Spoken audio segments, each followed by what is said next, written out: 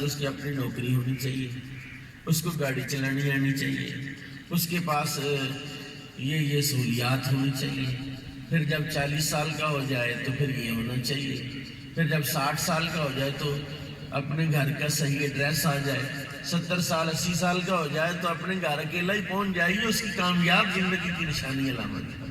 لیکن دوستو، ایسا یہ ہمارے نبی کی تعلیم نہیں ہے، ہمارا بھی بالکل یہی نظریہ ہے، اسلام کا نظریہ بھی یہی ہے کہ برائٹ فیوچر، لیکن ہمارے فیوچر سے مراد وہ زندگی ہے جس کا آغاز ماسٹر سرور صاحب نے کر دیا ہے، سر جی نذیر صاحب کر چکے ہیں۔ ہمارے وہ بزرگ، وہ افراد جو تشریف لے گئے، ان کا وہاں کا فیوچر جو ہے وہ برائٹ ہونا چاہیے۔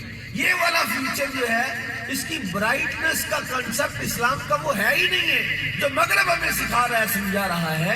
جو سلیبس اور جو نظام ہم دیکھتے ہیں، بڑے بڑے ہولڈنگ بورڈ لگے ہوئے ہیں، بچوں کے نام لکھے ہوئے ہیں اور ان کے نمبرز لکھے ہوئے ہیں، اور کہتے ہیں آج بھی کچھ سکول ایسے ہیں جو زندگی بدل سکتے ہیں۔ اور میرے بھائی، اسلام تو ہمیں یہ بات بتلاتا ہے کہ جب بچہ پیدا ہوتا ہے تو اپنا رزق ساتھ لے کر آتا ہے، اپنا رزق ساتھ لے کر آتا ہے۔ کوئی بندہ اپنے تائیں کما کے نہیں کھاتا، بچے کو کون دیتا ہے؟ یعنی آپ اندازہ کریں کہ ہمارا دینی جو نقطۂ نظر ہے وہ یہ ہے کہ جب بچہ اپنی ماں کے رحم میں ہوتا ہے 9 ماہ، وہاں خوراک کا انتظام کون کرتا ہے؟ میں کہتا نہیں جی کیلے کھلاؤ، سیب کھلاؤ، بچی کو فروٹس کھلاؤ۔ جن کو فروٹ کوئی نہیں لا کے دیتا ان کے بچے زیادہ صحت مند ہوتے ہیں۔ اور وہاں کا انتظام تم نہیں کر سکتے، تمہارے ذمہ نہیں ہے، وہاں کا انتظام تو اس کے ذمہ ہے اور وہ کر رہا ہے۔ جب بچہ پیدا ہو جائے تو اس کے لیے اللہ تعالیٰ دودھ پیدا کرتا ہے، اس سے پہلے پیدا نہیں ہوا جی۔ 2-2.5 سال تک دودھ کی غذائیت کے ساتھ اللہ تعالیٰ اس کی پروان چڑھاتا ہے۔ افسوس کی بات یہ ہے کہ جس بندے کا یہ خیال ہو کہ وہاں تو اللہ دیتا ہے، وہاں تو ماں کے پیٹ میں تو اللہ، اور اب پتر نہیں دینا کسی نے، کیا کہتے ہیں اب تو کرنا پڑے گا، کچھ کر لو، یہی کہتے ہیں نا، کچھ کر لو پتر، بھوکے مرو گے۔ قرآن عزیز نے بھی یہ بات کہی ہے، وَلَا تَقْتُلْ أَوْلَادَكُمْ مِنْ خَشْيَةِ إِمْلَاقٍ نَحْنُ نَرْزُقُكُمْ وَإِيَّاهُمْ۔ قرآن نے کہا یہ بہبود آبادی والے کہاں سے آ گئے؟ یہ بلک اٹھانے کی سرزمین پر میں بیٹھا ہوں، یہ بتائیں آج سے 100 سال پہلے یا 70 سال پہلے یا 50 سال پہلے یہ فی ایکڑ پیداوار کیا تھی، اور آج 50 سال کے بعد فی ایکڑ پیداوار کیا ہے، اور اس کو کہاں تک لے جایا جا سکتا ہے؟ رب تعالیٰ نے جتنے بندے پیدا کرنے ہیں سب کا انتظام کر کے ہی پیدا فرمانے، ایسا ہو ہی نہیں سکتا۔ اور وہ اتنا بڑا جاہل آدمی ہے جو یہ سمجھتا ہے بچے کو تو انہوں نے بنا دی ہے کمرشل مشین بنا دی، کہ یار پتر میرا محنت کر لے، میرا پتر میٹرک کے نمبر چنگے لے لے۔ اچھا جی، اس کو بیچارے کو نہ سونے دیتے ٹائم سے، نہ مرضی سے، اس کی تو زندگی نہیں ہے۔ اچھے نمبر لے لے گا، ایف-ایس-سی کر لے گا، میڈیکل میں چلا جائے گا، انجینئرنگ میں چلا جائے گا، آگے آئی ٹی میں اس کو آپ لے جائیں، کدھر لے جائیں، کیا کیا کرائیں گے اس کو؟ ایک ایسے سانس نکلتی، روح نکلتی ہے جس نے 1 کروڑ روپیہ لگایا ہے اپنے بچے کو پڑھانے کے لیے، بچہ فوت ہو گیا، اب لو اس سے کہا پتر اٹھ، 1 کروڑ روپیہ تیری تعلیم پر لگایا ہے، تو مر گیا۔ اس کانسیپٹ کے اندر موت کا کانسیپٹ ہے ہی نہیں ہے، اس تصور میں، اس آئیڈیا میں موت کہیں نہیں ہے۔ اور اسلام کے ہر مرحلے اور ہر تعلیم میں پہلے موت ہے، بعد میں زندگی۔ سمجھ آ رہی ہے تو سبحان اللہ کہہ دیں۔ گرمی لگ رہی ہے، مجھے بھی لگ رہی ہے، میں بھی پرونا ہوں، آپ بھی پرونے ہوں، سبحان اللہ تو کہہ دیں کم از کم، اگر کوئی بات سمجھ آ گئی۔ مقصد تو ہے کہ آپ کے کوئی بات آپ کو سمجھانا، کوئی بات آپ کے پلے ڈالنا۔ آج اصالِ ثواب کی مجلس، اسی اصالِ ثواب کی مجلس کی کامیابی تب ہوگی کہ جب ہم اس مجلس سے کچھ ایسے افراد تیار کرنے بننے میں کامیاب ہو جائیں، جنہیں اسلام کی عطا کردہ زندگی کا کانسیپٹ کلیئر ہو جائے کہ نہیں یار یہ بات ٹھیک ہے۔ کروڑ روپیہ لگا کے بچہ فوت ہو گیا، ایک پتہ نہیں کوئی حقیقت ہے یا سٹوری ہے یا کیا ہے کہ ایک بندے نے اپنے بچے کو اعلیٰ تعلیم کے لیے پی ایچ ڈی کرا دی۔ وہ جو پی ایچ ڈی سے بھی اگلا ہے نا، 1 سال کا diploma double P H D ہے، اس کے لیے اس نے بھیج دیا، وہاں بچہ بیمار ہو گیا، اس حال میں آیا کہ قریب المرگ تھا، بچہ لیٹا ہوا ہے بستر مرگ پر، پاس باپ بیٹھا ہوا ہے۔ اس نے کہا ابا یہ مجھے بتاؤ کہ جو تو نے مجھے پڑھایا، تو نے مجھے لکھایا، اب وہ میرے کس کام آئے گا؟ تو نے جو مجھے اتنا محنت کی، اتنا کچھ پڑھایا، اب میں مرنے لگا ہوں، کیا یہ میری ڈگریاں میٹرک سے لے کر پی ایچ ڈی تک ساری تم میری قبر میں کفر میں میرے ساتھ رکھو، کوئی فائدہ دے گی کوئی چیز؟ آگے میں کیا دکھاؤں گا؟ اور اسلام یہ بات کہتا ہے کہ اگر تمہیں سورہ ملک ہی آتی ہے اور تم اس کی تلاوت کرتے ہو اور تم اس کے عامل ہو، اس کو پڑھتے ہو روزانہ، تو یہ سورہ ملک آپ کو عذاب قبر سے محفوظ فرمائے گی۔ میرے کریم آقا نے ارشاد فرمایا کہ اس کی 30 آیات ہے جو روزانہ پڑھتا ہے، اگر بندہ فوت ہو جائے اور عذاب کا حقدار ہو، مستحق کے عذاب ہو، فرشتے آ جائیں گرز لے کر، سانپ بچھو اور ساری چیزیں جو عذاب کی صورتیں مختلف آ جائیں، اگر یہ 30 آیات پڑھ کے روزانہ سوتا سورہ ملک کی 29ویں پارے کی پہلی سورہ کی، تو یہ 30 آیتیں سر کی طرف آ جائیں گی اور عذاب کو بندے کے قریب آنے سے روکے گا۔ اگر پاؤں کی طرف سے آپ آ جائے عذاب، تو یہ پاؤں کی طرف آ جاتی ہے، دائیں طرف سے آئے تو دائیں طرف سے آتی ہے، بائیں طرف۔ مجھے آپ بتائیں ایف ایس سی میں اچھے نمبر والا مر جائے تو کیا یہ اچھے نمبر اس کو قبر میں فائدہ دیں گے؟ جی۔ اور پھر ہم نے بچے کو پڑھایا کیا، بچے کو بنایا کیا۔ میں آج ایک ایسی شخصیت کے ختم پاک میں، میں اس پہ مجھے احساس ہے، میں اس پہ بھی بات کروں گا کہ جنہوں نے ہزاروں ایسے خاندانوں کی زندگیاں بنائی ہیں، تعلیم دی ہے، اس پہ بھی ہم بات کریں گے، لیکن اس سے پہلے جو بات کرنی ضروری ہے، چونکہ اب میں ہوں، بعد میں کوئی ساتھی آ جائیں گے، ان کی گفتگو بھی سنیں گے، تو جو بات میں آپ کو کہنا چاہتا ہوں کہ رب تعالیٰ نے مجھے اور آپ کو جو رزق دینا ہے، حضور کریم نے ارشاد فرمایا، اللہ نے 20,000 سال پہلے، دنیا کے بننے سے 20,000 سال پہلے بندوں کا رزق لکھ دیا۔ کب لکھا؟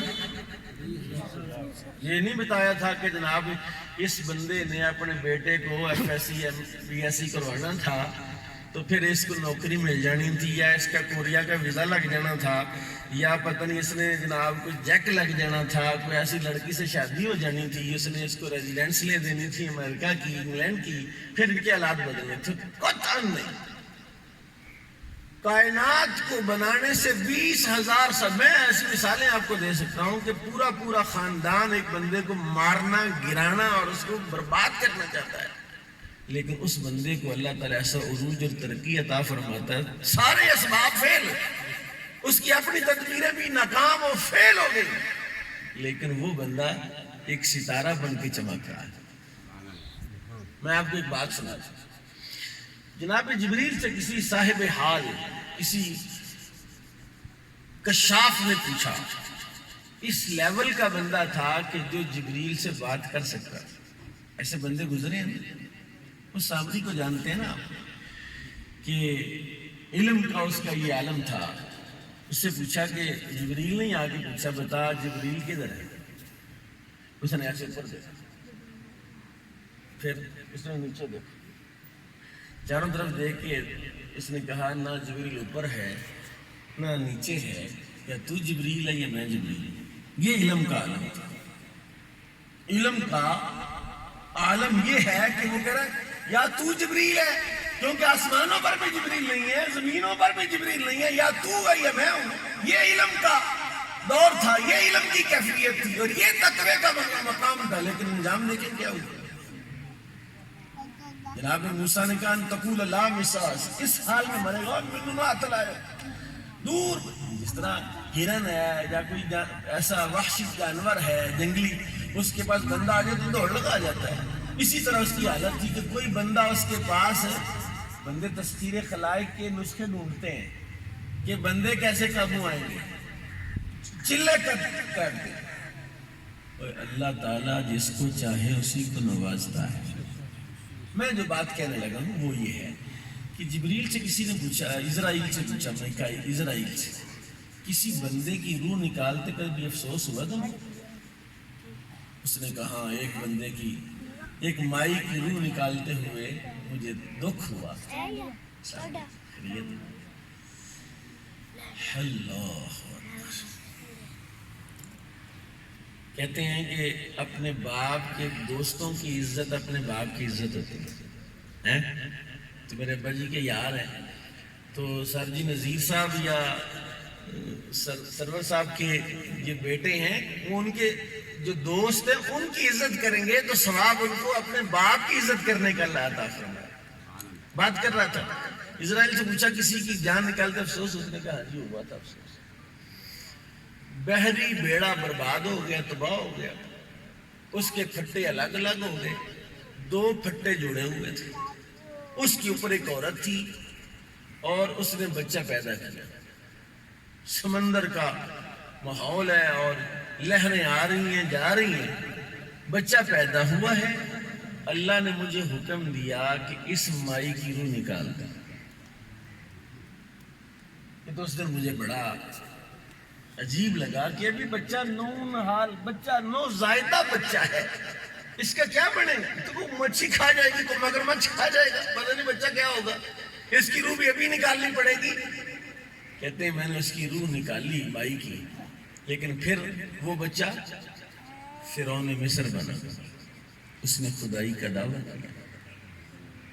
آپ مجھے بتائیے, آپ مجھے یہ بات یہ سمجھائیے کہ کیسا ممکن, عقل مانتی اس بات کو کہ ایک بچہ جو پیدا ہوتے ہی سمندر کی لہروں میں تیر رہا ہے, ابھی گرا کہ ابھی گرا, اور بڑا بھی پھٹے کے اوپر ہے, کہ کوئی ہلکی سی ضرب لگے, پانی کی لہر آئے اور اس کو نیچے گرا دے, اور اس کو اللہ تعالیٰ اس کی ایسی نگہداشت کرے اور پھر زمانہ اس کو خدائی کا دعویٰ کرنے کا موقع دے, اور اللہ تعالیٰ بھی اس کو چھوٹ دے دے کہ ساری زندگی اس کے سر میں درد بھی نہ ہو. اس کے مقابلے میں اللہ کے نبی موسیٰ ہو, اس کے مقابلے میں حضرت سیدنا ہارون علیہ السلام ہو, اس کے لیے بد دعائیں ہوں, اس کے لیے اللہ تعالیٰ کا پورا نظام ہو. اللہ آسان عطا فرمائے اپنے بندے کو موسیٰ کو, اور پھر بھی وہ مات نہ کھائے, اور پھر ڈوبتے ہوئے کہے آمنت برب موسیٰ و ہارون.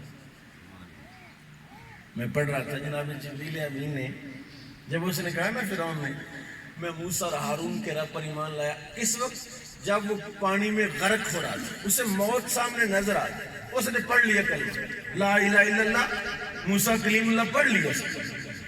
جناب جبریل امین نے ایک مٹھ ریت لے کر اس کے منہ میں ڈال دی, بول ہی نہ سکا. جناب جبریل سے اللہ نے کہا کہ جبریل تو نے یہ کیا کیا؟ کہا مولا میں تیری رحمت کو جانتا ہوں, اگر ایک دو دفعہ اور کہتا تو نے تو معاف کر ہی دینا تھا. اتنے بڑے ظالم کو تو نے, ہزاروں بچوں کا قاتل ہے, تو نے معاف کر دینا تھا. مجھے غیرت آئی کہ اتنے 1000 بچے کا قاتل ہے, یہ بھی جنت میں جائے, یہ بھی بخشا جائے. تقدیر تھی, جو بھی ہونا تھا.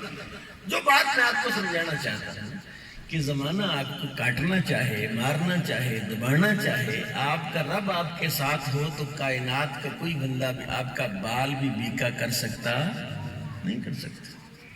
تو اعتماد کرنا ہے تو ایک ہی ذات ہے جو اعتماد کرنے والا.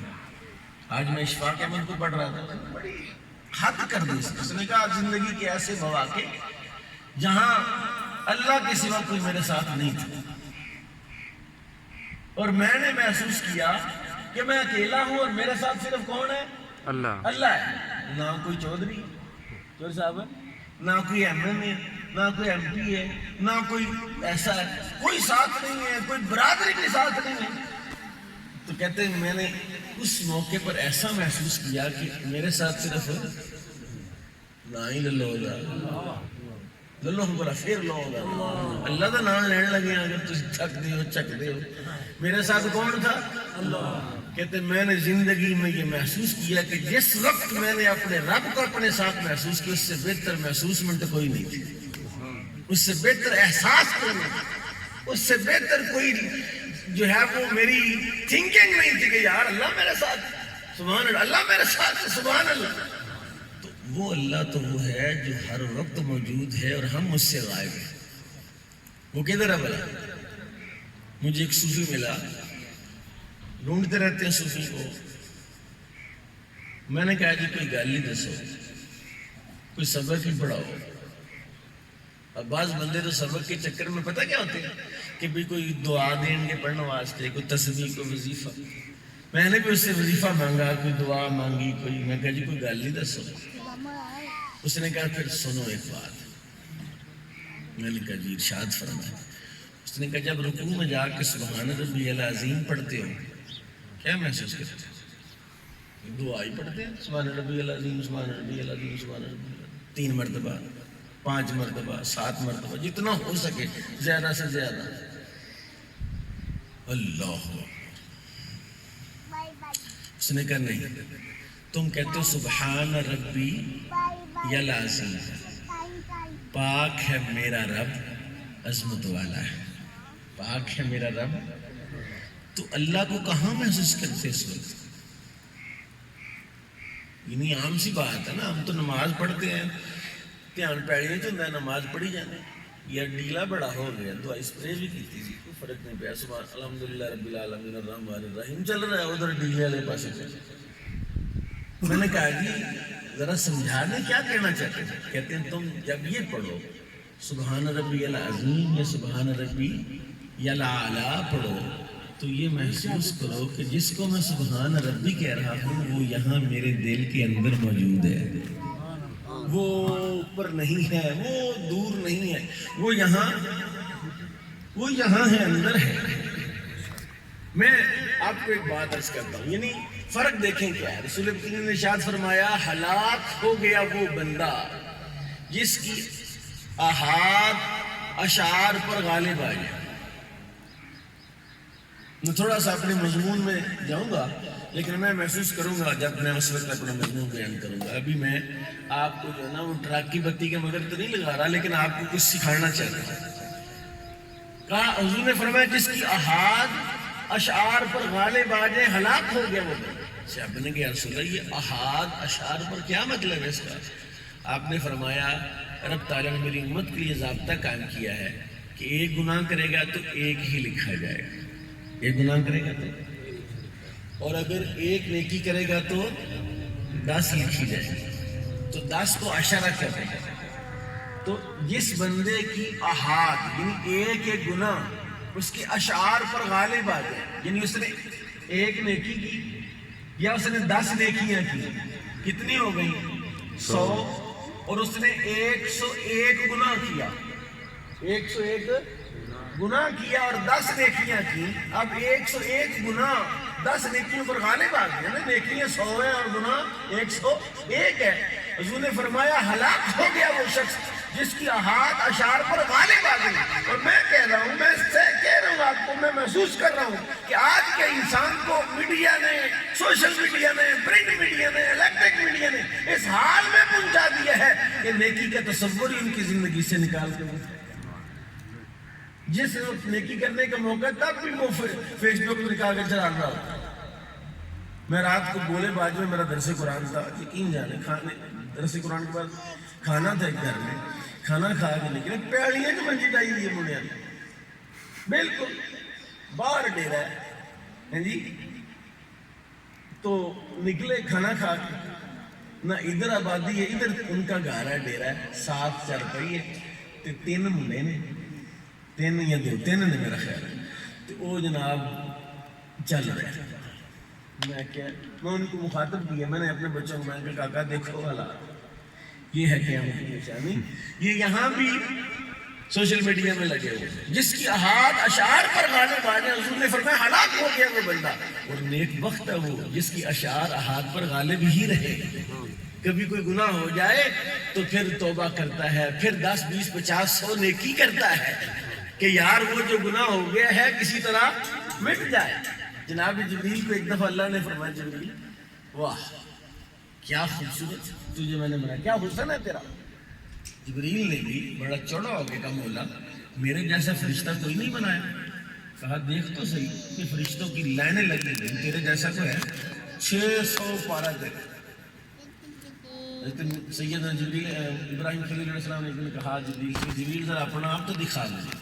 ان کا سرکار آپ اللہ نے خلیل ہو, آپ رہ نہیں دو, آپ دیکھ نہیں سکتے, جبریل کو نہیں دیکھ سکتے. کیا بات ہے, میں اللہ کا خلیل ہوں, تو مجھے دکھا تو صحیح.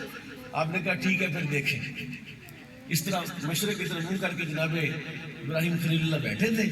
ایسے اس نے اپنے جب پار کھولے, ابھی 2-4 پاری کھولے تھے تو زمین سے آسمان تک ہر شے چھپ گئے. وہ کنارہ آسمان کا چھپ گیا. اتنا بڑا کٹ و کامت دیکھ کے جناب ابراہیم خلیل اللہ بے ہوش ہو. پھر وہ پہلی شکل میں آئے, انسانی شکل میں آئے. سرکار ہوش کرو, میں نے تو کہا تھا ایسا نہ کرے گا. اس جبریل کو اللہ نے کہا جبریل تیرے جیسا میں نے کوئی فرشتہ پیدا نہیں کیا. جبریل نے کہا اچھا مجھے شکر ادا کرنا چاہیے اللہ تعالیٰ نے. اس نے 2 رکعت نماز پڑھی. کتنی رکعت؟ 1 رکعت میں 20,000 سال قیام فرمایا. پہلی رکعت میں کھڑا 20,000 سال کھڑا. آپ کی رکعت کتنی کی لمبی ہوگی؟ جتنے بندے یہاں بیٹھے ہوئے ہیں اگر نماز پڑھتے ہیں فجر ظہر عصر مغرب عشاء, یا کبھی تہجد کا موقع مل جائے یا کوئی نفل پڑھنا ہی پڑ جائے, کتنی کی لمبی ہوتی ہے؟ 4 رکعت کی نماز ہوتی ہے. گھڑی پہ ٹائم دے کے شروع کریں, پڑھکاتے ہیں 5 منٹ سے پہلے 4 رکعتیں ہو جاتی ہیں. جبکہ ہم جس نبی کے امتی ہیں اس نبی کی شان یہ ہے کہ جب قیام کرتے ہیں اتنا لمبا قیام کرتے ہیں کہ پاؤں مبارک جو ہے وہ متورم ہو جاتے ہیں, سوج جاتے ہیں. اور آج میں ایک بات آپ کو فارمولہ دینے جا رہا ہوں. بندے سارا دن محنت کرتے ہیں تو نفع کما لیں. میں آج آپ کو فارمولہ دے رہا ہوں کہ پیسہ زیادہ ہوگا نیکی زیادہ کے ساتھ. جس بندے کی نیکیاں زیادہ ہیں اس کی زندگی سہل آسان اور پرسکون. یہ میرا دعویٰ ہے اور اس پر دلیل میں آپ کو دے سکتا ہوں, 1 نہیں ہزاروں دلیلیں دے سکتا ہوں کہ جس کی نیکیاں زیادہ میں قرآن کہہ رہا ہے من یتق اللہ یجعل لہ مخرجا ویرزقہ من حیث لا یحتسب, کہ میں ایسی جگہ سے اس کو رزق دیتا ہوں جہاں سے اس کا گمان بھی نہیں ہوتا, اور وہ دیتا ہے اور پھر آتا ہے. بڑے بندے دیکھیں کوئی نوکری نہیں کرتے, کوئی ان کا کاروبار نہیں ہے, لیکن وہ بیٹھے ہیں عزت کی زندگی کے ساتھ. کام کیا ہے؟ کام یہ ہے کہ وہ نیک ہیں, نیکی کرتے ہیں. جبریل نے 2 رکعتیں پڑھی, 20,000 سال 1 رکعت کا قیام, 20,000 سال دوسری رکعت کا. کتنا قیام ہو گیا؟ 40,000 سال قیام ہے تو رکوع کتنا ہوا ہوگا, سجدہ کتنا ہوگا. جب سلام کہہ رہا نا تو اللہ نے کہا وہ جبریل تو نے میری عبادت کا حق ادا کر دیا. تو نے کیا کیا؟ میری عبادت کا حق ادا کر دیا. جبریل بڑے خوش ہوئے. اللہ نے کہا لیکن سن, تجھ سے زیادہ مجھے اپنے محبوب نبی آخر الزمان کے امتی کی 2 رکعتیں زیادہ محبوب ہیں. وہ 2 رکعتیں جو ناقص ہیں, جو وساوس اور خیالات سے پراگندہ ہیں, وہ نماز میں کھڑا ہے لیکن نماز میں موجود نہیں ہے, اس میں نسیان ہے, اس میں سہو ہے, اس میں کیا کوتاہی ہے. تو اس سے یہ 2 رکعتوں تیری بھی 40,000 سال کے قیام کی 2 رکعتوں سے زیادہ مجھے وہ 2 رکعتیں زیادہ عزیز اور زیادہ محبوب ہیں. جبریل نے کہا مولا ایک طرف میری 40,000 سال کا قیام ہے اور ایک طرف مولا تیرا وہ بندہ جو 2 رکعتیں پڑھتا ہے 2.5 منٹ لگاتا ہے, 2.5 منٹ لگاتا ہے. اللہ نے کہا جبریل سن تو صحیح, تو نے میں نے نماز پڑھنے کا کہا ہے, سن رہے میری طرف؟ میری طرف توجہ کرو، تم نے جو نماز پڑھی 40,000 سال کا قیام کیا، میں نے کہا تمہیں؟ کہا نہیں مولا تو نے نہیں کہا، میں نے خود ہی شکرانے کے طور پر 2 رکعتیں پڑھی ہیں، تو نے جو مجھے حسن و جمال دیا ہے۔ کہا پھر سن، وہ بندہ میرے کہنے پر پڑے گا، وہ بندہ میرے کہنے، تو نے مجھے کہا نہیں، اس کو کہا ہے، اور جو میرا کہا مانتا ہے میں اس پہ خوش ہوتا ہوں، اور اس کی ناقص کو بھی کامل سمجھتا ہوں، اور وہ میرے قریب ہوتا ہے جو میرا کہنا مانتا ہے۔ آج سب سے بڑا مسئلہ ہمارا یہ ہے کہ ہم اس کا کہنا نہیں مانتے، اس کا کہنا ماننے کے لیے تیار نہیں، اور ایسے ماحول میں رہتے ہیں جہاں کہنا ماننا ہی نہیں جا سکتا۔ اب مجھے بتائیے، الیکٹریشن کے پاس بیٹھنے والا کیا بنے گا؟ ساؤنڈ ماشاءاللہ بڑا سونا چل رہا ہے، ان کے پاس بیٹھ جائے 4 دن تو اس کو ساؤنڈ چلانا آ جائے گا، آپریٹر بن جائے گا۔ اچھا، قاری صاحب کے پاس بندہ بیٹھے گا تو 2-4 مہینے قاری بن جائے گا، عالم کے پاس بیٹھے گا تو کیا بن جائے گا؟ عالم بن جائے گا۔ بلکہ حضرت داتا صاحب نے کشف المجوب میں لکھا ہے کہ عالم وہی نہیں ہے جس نے کتابیں باقاعدہ سلیبس پڑھا ہے، وہ بھی عالم ہے جو علماء کے پاس بیٹھتا ہے۔ جی عالم بن جائے گا، تو جو نیک کے پاس بیٹھے گا وہ نیک، اور جو نیک کے پاس نہیں بیٹھے گا جی وہ کیا بنے گا؟ عام نمبر سے مطلب جو میں نے آیات پڑھی 3، اللہ اکبر۔ قرآن کہتا ہے کہ میں نے انسان کو ایک مقصد کے لیے پیدا کیا۔ انسان کو کس لیے پیدا کیا؟ ایک مقصد کے لیے۔ یہ مائک بنایا میری آواز اونچا کرنے کے لیے، پنکھا بنایا آپ کو ہوا دینے کے لیے، اور آپ کو کس لیے بنایا؟ ہاں یہی تو مسئلہ ہے، یہی بات سمجھنے والی کہ اللہ کہتا ہے هو الذی خلق لکم ما فی الارض جميعا، اللہ کہتا ہے میں نے سب چیزیں تمہارے لیے بنائی۔ سب چیزیں کس کے لیے بنائی؟ تمہارے لیے بنائی۔ سب چیزیں تمہارے لیے بنائی، اور تمہیں کس لیے بنایا؟ تمہیں میں نے اپنے لیے بنایا۔ کس لیے بنایا؟ کعبہ بنائے خلیل آزر است، کعبہ بنائے خلیل آزر است، دل گزر گاہ جلیل اکبر است۔ مولانا روم کہہ رہا ہے کہ بندہ وہ بندہ ہے جس کے دل میں اللہ آتا جاتا رہتا ہے، جس کے دل میں اللہ، اولیاء اللہ، اللہ اولیاء۔ مولانا روم کہہ رہا ہے اللہ اولیاء، اولیاء اللہ۔ جو بندہ چاہتا ہے میں اللہ کے پاس بیٹھوں تو کہاں بیٹھ جائے گا؟ ولی کے پاس بیٹھے، وہ اللہ کے پاس بیٹھا ہے۔ وما خلقت الجن والانس الا لیعبدون۔ اور سب سے بہترین عبادت کون سی ہے؟ مجھے بتائیے۔ نماز ہے، روزہ ہے، حج ہے، زکوٰۃ ہے، تسبیح ہے، تحلیل ہے، تلاوت ہے، درود شریف ہے، ذکر و اذکار ہے۔ سب سے اعلیٰ عبادت کون سی ہے بتاؤ؟ اعلیٰ ترین عبادت یہ ہے کہ آپ کسی کو علم سکھا دیں۔ کیا سکھا دیں؟ علم۔ یعنی علم ایسی عبادت ہے کہ عالم سویا ہوا بھی ہو تو عابد کھڑا، شب زندہ دار، صائم الدہر ہے، عالم سویا ہوا آرام سے سکون سے۔ اللہ کہتا عالم کا سونا مجھے عابد کی عبادت سے زیادہ محبوب ہے۔ جی موت العالمی موت العالم، عالم کا مرنا جہان کا مرنا ہے۔ عالم مر جائے تو پورا جہان مر جاتا ہے، عابد تو مرتے رہتے ہیں، دوسرے پیدا ہو جاتے ہیں۔ کیونکہ عالم وہ ہے جو لوگوں کو زندہ کرتا ہے۔ لوگوں کو کیا کرتا ہے؟ اور سرور صاحب کی آج ختم پاک پر ہم حاضر ہیں۔ آپ کو یاد ہے جب 70 بندے کافر پکڑ کے لائے تھے مسلمان بدر سے، 70 بندے مارے بدر میں، 70 بندے قیدی کیے۔ ان سے رسول پاک نے کہا کہ اپنا فدیہ دے دو، جاؤ۔ جو بندہ جانا چاہتا ہے آزادی ملے گی، فدیہ دینا پڑے گا، پیسے دو اور چھٹی کرو۔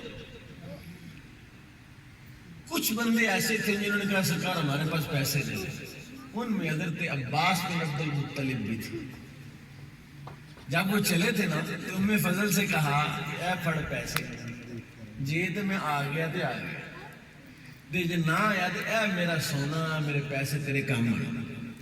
انہوں نے بھی نبی پاک سے کہہ دیا کہ سرکار میرے پاس تو کوئی شے نہیں ہے، میں کیا دے کر آپ سے آزادی حاصل کروں. آپ نے فرمایا چاچا ٹھیک ہے تو کہتا میرے پاس پیسے نہیں، جو مدین مکے سے چلتے ہوئے آپ نے چچی ام فضل کو پیسے دیے تھے. حضرت عباس کہتے ہیں اس دن میں ایمان لے آیا تھا کہ یہ معاملہ میرا اور ام فضل کے علاوہ کسی کو، میرے بچوں کو بھی پتہ نہیں ہے کہ میں نے اپنی بیوی کو پیسے دیے ہیں، اور ایک شخص مدینہ میں بیٹھا ہے 360 کلومیٹر دور ہے اور وہاں سے اسے پتا ہے کہ میں نے اپنی بیوی کو پیسے لیے ہیں. کہتے اسی دن میں اندر سے تو مومن ہو گیا تھا، ایمان میرا پختہ ہو گیا تھا کہ یہ اللہ کے سوا، وحی کے سوا، اللہ کے فضل کے سوا ایسا ممکن نہیں ہے. لیکن جن کے پاس واقعی پیسے نہیں تھے حضور نے فرمایا ٹھیک ہے جن کے پاس پیسے نہیں ہیں وہ مسلمان بچوں کو پڑھنا لکھنا سکھا دیں. کیا کریں؟ مسلمان بچوں کو پڑھنا سکھا دیں، لکھنا سکھا دیں. حالانکہ وہ مشرک تھے، کافر تھے، ان کو کہا تم سے پیسے نہیں لیں گے، ان بچوں کو پڑھنا سکھا دو، لکھنا سکھا دو. ہمارے نبی کو مسلمان بچوں کا پڑھنا لکھنا کتنا پسند ہے. خود نبی امی ہے لیکن اپنی امت کی پڑھائی کی کتنی فکر ہے. اور وہ بندہ جو رسول اللہ کا کلمہ گو ہو، حضور کا غلام ہو، مسلمان امتی ہو رسول اللہ کا، جس کی ساری زندگی مسلمان بچوں کو پڑھنے اور لکھنے کا طریقہ سکھاتے ہوئے، جس کی ساری زندگی بچوں کو پڑھانے اور لکھانے. یعنی سرور صاحب تھوڑا کام نہیں کیا انہوں نے، علمی کام جو ہے اگر اس کو کتابی شکل میں لایا جائے کہ میں خود ایم فل کا اسٹوڈنٹ ہوں کہ وہاں ایم فل کے ہمارے جو سبجیکٹ ہیں یا جو مقالے کا عنوان ہے اس کے لیے بلاؤ پہ انہوں نے کہا جی خود ہی بنا کے لاؤ کس پہ آپ ایم فل کا مقالہ تھیسس کس پہ کرنا چاہتے تھے. اور اس پہ کوئی ایسا بندہ، کوئی ایسا ٹیچر جس نے ساری زندگی پڑھایا اس پر بھی مقالہ ہوتا ہے، اس پر بھی تھیسس ہوتا ہے اور گورنمنٹ اس کو مانتی ہے اور اس کی زندگی میں حصہ ہے کہ جس بندے نے ساری زندگی کام کیا. میں کہتا ہوں کوئی سرور صاحب کا اسٹوڈنٹ ایسا ہو جو ان کی زندگی پر تھیسس کرے، مقالہ لکھے کہ کتنے ہزار بچوں کو انہوں نے پڑھنا لکھنا سکھایا. اور کتنے لوگ ہیں کہ جو آج ان کی وجہ سے عزت کا روزگار کما رہے ہیں. میں نفی نہیں کر رہا اپنے پہلی بات، میں اس کا اس بات کر رہا ہوں کہ اس تعلیم کو اپنا مقصود زندگی بنانا یہ غلط ہے. اس کو ذریعہ عبادت بنانا، اس کو ذریعہ بندگی بنانا. کہ آپ جانتے ہیں نا اصول شریعت کا مقصد علم کیا ہے؟ پتا علم کا مقصد کیا؟ نوکری، کہ اچھی نوکری مل جائے، یہ مقصد نہیں ہے. علم کا مقصد معرفت ربانی ہے، اللہ کی پہچان علم کا مقصد ہے. جس علم کا مقصد اللہ کی پہچان نہیں ہے وہ علم بابرکت ہے، وہ بے برکت علم ہے. وہ علم اس لیے انگلش پڑھ رہا ہے کوئی بات نہیں، لیکن مقصد ہے کہ اگر مجھے موقع ملا تو میں اس زبان، اس لینگویج کے ذریعے اس زبان والے لوگوں کو تبلیغ کروں گا، ان کو نیکی کی طرف بلاؤں گا. تو یہ بہترین عبادت ہے. اور اگر نیت خراب ہو تو قرآن شریف پڑھا رہا مقصد ہے کہ میں قرآن پڑھوں گا مجھے پیسے ملیں گے، تو یہ بہترین دنیا داری ہے، بدترین دنیا داری ہے اور یہ ناجائز ہے. اور اگر کسی بندے کی نیت اچھی ہو کہ یار یہ بیکورڈ علاقہ ہے، شکر گڑھ بھی دور ہے، نارووال بھی دور ہے، ظفروال بھی دور ہے، سینٹرل دشکار پہ رہے تھے، کوئی سڑک سیدھی کوئی نہیں، آنا جانا مشکل ہے، تو یار یہاں کے بچے اگر پڑھ لکھ جائیں، کوئی تعلیم آ جائے، جی یہاں آگاہی آ جائے. جس بندے کی ساری زندگی اس مشن میں گزری ہے مجھے بتاؤ اس کی ساری زندگی عبادت نہیں؟ کتنے ایسے گھر ہیں جن کو میں جانتا ہوں کہ جن کے گھر میں اس بچے سے پہلے کسی نے میٹرک کا تصور ہی نہیں کیا، لیکن اس نے پڑھا لکھا آگے بڑھا اور اللہ تعالیٰ نے اس پر فضل فرما دیا. اور سب سے بہترین عبادت علم کا پڑھنا اور پڑھانا. میں ایک حدیث سناتا ہوں آپ کو. میرے کریم آقا نے ارشاد فرمایا ایک بندہ اس کا حساب ہوا، میزان پر نیکیاں تلی، نیکیاں کم ہو گئی، گناہ بڑھ گئے. فرشتوں نے اس کی ٹانگوں سے پکڑا اور گھسیٹتے ہوئے اس کو دوزخ میں لے کے جا رہے، کیونکہ دوزخیوں کی توہین کرنا بھی ایک عذاب ہے. تذلیل کے ساتھ ذلت آمیز طریقے سے کھینچ کے گھسیٹ کے اس کو دوزخ میں پھینکنے کے لیے لے جا رہے ہوں گے. پیچھے سے اللہ جبریل کو بھیجے گا، جبریل ان کو روکو. فرشتے روک جائیں گے. اللہ فرمایا کہ جبریل اس بندے سے پوچھے کیا اس نے اپنی زندگی میں 2 گھڑیاں کسی عالم کے ساتھ گزاری، 2 نوالے کسی عالم کے ساتھ بیٹھ کے کھائے، 2 قدم کسی عالم کے ساتھ چلا؟ اس نے کہا بالکل نہیں جناب، میں تو مولوی ہوں، تو تانگ ہی بڑا اسپیکر پھاڑ لیں تو جان نہیں چڑھتا جی میں. اچھا. اللہ نے فرمایا اس سے پوچھو کیا کسی ایسے محلے میں رہتا تھا جہاں کوئی عالم نہیں تھا؟ کسی ایسی گلی میں، کسی ایسی بلڈنگ میں رہا جہاں کوئی عالم رہتا تھا؟ بالکل. اچھا. آخری سوال رہے. فرمایا اس سے پوچھو کیا اس کا کوئی دوست تھا جو کسی عالم کا دوست تھا؟ اس نے کہا ہاں میرا ایک یار تھا، وہ مولویوں سے بڑی محبت کرتا تھا، بڑا پیار کرتا تھا، بڑی الفت تھی اس کو. فرمایا پھر اس کی دوستی کے بدلے میں اس کو جنت میں داخل فرماتا ہوں. بدور سافرہ میں امام جلال الدین سیوطی کی 2 کتابیں ہیں حوالے آخرت کے حوالے سے. ایک ہے بدور سافرہ جن کا تعلق قبر کے بعد والی زندگی کے ساتھ، یعنی دفن ہونے کے بعد. ایک ہے شرح الصدور جس کا تعلق ہے روح نکلنے سے لے کر قبر میں جانے تک. 2 کتابیں لکھی، بڑا عالم تھا. بدور سافرہ میں انہوں نے ایک حدیث نقل کی، ایمان تازہ کر دینے والی حدیث. کہتے ہیں قیامت والے دن جب حوض کوثر پر حضور کی امت آب کوثر پی رہی ہوگی، آسمان کے ستاروں کے برابر وہاں پیالے پڑے ہوں گے. اتنے پیالے؟ آسمان کے ستاروں کے برابر پیالے ہوں گے وہاں. لیکن کچھ ایسے لوگ ہوں گے جو ان پیالوں کے ذریعے نہیں پی رہے ہوں گے، بلکہ نبی پاک صلی اللہ علیہ وسلم اپنے چلو مبارک سے ان کو پلا رہے ہیں. لمبی لائن لگی ہوگی، سارے پیالوں سے پی رہے ہیں، ادھر رش پڑا، لیکن حضور نے کہا ان کو ادھر لے آؤ. لمبی لائن لگی ہوئی ہے، حضور ایسے چلو بھرتے ہیں اور ان کو پلاتے ہیں. سارا محشر اور ساری امت رش کرے گی، یار یہ کون خوش نصیب ہے جن کو حضور اپنے دستے مبارک سے پلا رہے ہیں، ہم نہیں اس میں شامل ہو سکتے. اعلان ہوگا کہ یہ حضور کی امت کے علماء ہیں. حضور فرمائیں گے یہ وہ لوگ ہیں جنہوں نے میرے منہ کا نور اپنے منہ میں رکھا، میرے سینے کا نور اپنے سینے میں رکھا اور اس کو لوگوں تک منتقل کیا. اس لیے یہ میرا کام کرتے رہے، ان کا حق استحقاق ہے کہ میں ان کو اپنے ہاتھوں سے پلاؤں. تو علم کی بڑی قدر ہے، علماء کی بڑی قدر ہے. اور خاص طور پر میں جو بات آپ کو آخر میں کہنا چاہتا ہوں کہ نبی کریم صلی اللہ تعالیٰ علیہ وسلم کی پاکیزہ اور طیب امت اس لیے عزت پائے گی کہ اس میں علماء ہیں. اس میں کون ہے؟ آج اپنے بچوں کو مسٹر منسٹر بنانے کی بجائے خواہش رکھو دل میں کہ میں اپنے بچے کو عالم بناؤں گا. مسٹر منسٹر تو شاید آپ کے لیے کوئی بخشش کا سامان نہ بن سکے، بلکہ ممکن ہے آپ کو پکڑ کے دوزخ میں لے جائے. لیکن اگر کوئی عالم ہوا، یہ میرے ابا جی بیٹھے ہوئے ہیں اور یہ بات میں ان کی موجودگی میں کر رہا ہوں کہ مجھے ان کے پاؤں چومتے ہوئے بڑی فرحت ہوتی، میں بڑا سکون محسوس کرتا جب میں ان کے پاؤں کو بوسہ دیتا ہوں. کون کون بندہ اپنے باپ کے پاؤں چومتا ہے؟ ہاتھ کھڑا کرے گا. اینے چودھری نے گزرنے تھے چوری.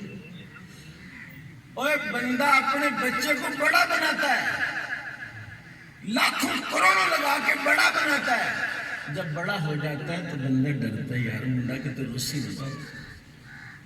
وہ کوئی بن گیا نا, کسی منصب پر چلا گیا تو یار ڈرتے ڈرتے بات کرتا, اس کی بیوی سے ذرا ہلکا بات کرتا کہ یار رسی نہ پائے. اور سنو, جس نے کسی اپنے بچے کو عالم بنایا, فاضل بنایا, دین کی دولت سے مالا مال کیا, وہ عالم ڈرتے ڈرتے بات کرتا ہے یار میرا ابا کے تروسی نہ پائے, میرے ابا جی کہیں ناراض نہ ہو. یعنی اس سے بڑی بات کیا ہے کہ اگر آپ اپنے بچوں کو عالم بناتے ہیں, دین کا علم دیتے ہیں, تو آپ کی عزت بڑھتی ہے, وہ آپ کی عزت کے پہرے دار ہیں اور آپ کو عزت دیتے ہیں. اور کیا بات ہے کہ آپ بچے کو اتنا بڑا بنا دیں کہ وہ آپ کو چھوٹا ہی سمجھے. بچہ جتنا مرضی بڑا ہو جائے وہ بڑا ہوتا وہ چھوٹا ہی رہتا ہے. اور کل حلیث طویل